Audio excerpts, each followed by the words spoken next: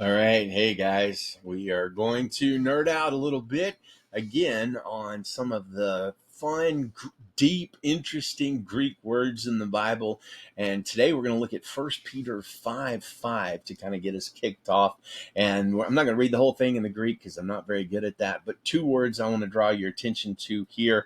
The first one, tapenophrosune, and the second one is inkumbumai. They both sound a little bit African, but they're actually Greek. And the words in Greek are actually far more interesting and deep than they are in the English. So the passage in the King James Version, 1 Peter 5:5 says, "Likewise, ye younger, submit yourselves unto the elder. Yea, all of you be subject one to another, and be," here's the key phrase, "be clothed with humility. For God resisteth the proud, and he gives grace to the humble." So the two words we're going to focus on. The first one is a verb. It's that incumbumai verb, which sounds kind of African, like I said. It's two words put together, but basically it means to tie on an apron, which at first really doesn't make any sense. But when you understand that the particular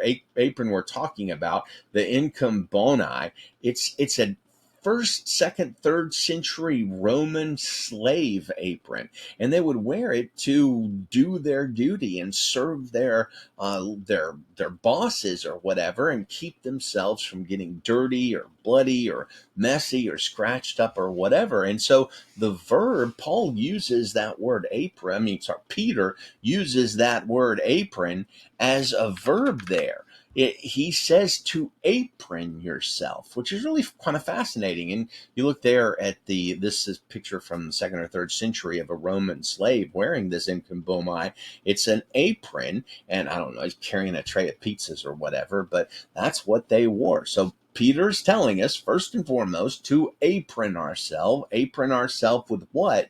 Well, just the very fact that it's a servant's apron is going to tell us what we're kind of going to put on, a different sort of mindset. And the mindset we're supposed to put on is that word there, tapenophrosune. And it's also a compound of two words. The first is from a word that means, the word itself means humility, of course, clothed with humility. But the first word means low to the ground.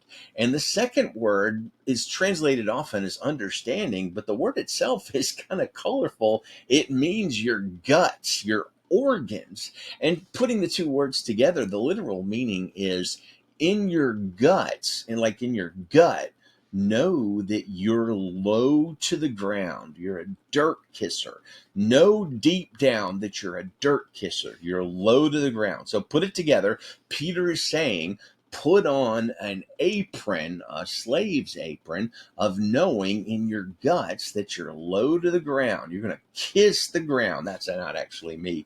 That's an AI interpretation of me, because I don't literally want to kiss the ground, but I do want to be the kind of humble person that knows in my guts that I don't need to wear a suit and tie. I need to wear a slave apron, because the greatest among us will be the servant. And you and I, we want to be great. But more than that, Peter is calling us to stand up to Satan, this terrible opponent, far more powerful and cunning than we are. We're supposed to enter into warfare with Satan. And the way we do it is by wearing our dust apron and kissing the ground. Why do we do that? Well, because he's going to tell us that God resists the proud. And literally, the verse there says God stands himself up against the proud, but he gives grace to the humble. And Proverbs 3:34 kind of gives us an indication of what it means that God stands himself up against the proud. Very viscerally, the writer of Proverbs, Solomon, tells us that God mocks those who mock, those who are proud, but he gives grace to the humble. So, Christian, stand up to Satan by getting on your slave apron, kissing the dirt, and submitting to God.